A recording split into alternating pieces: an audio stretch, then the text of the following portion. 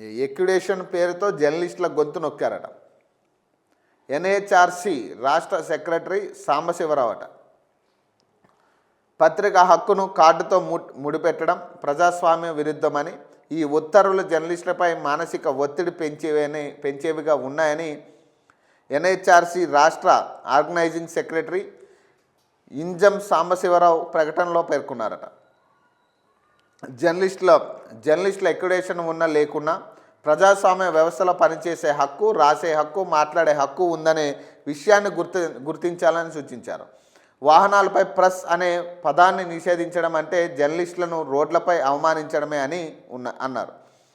ఇది ప్రజాస్వామ్యానికి గొడ్డలి పెట్టని అన్నారు. అవసరమైతే ఎక్యుడేషన్లు దుర్వినియోగం కాకుండా చూడాలని సూచించారు. ప్రెస్ అనేది వృత్తి అని, ప్రభుత్వ అనుమతి కాదని జీవోను వెంటనే రద్దు చేయాలని డిమాండ్ చేశారు. జర్నలిస్టు హక్కులకు భంగం కలిగిస్తే ఎన్హెచ్ఆర్సీ చూస్తూ ఊరుకోదని సాంబశివరావు హెచ్చరించారట.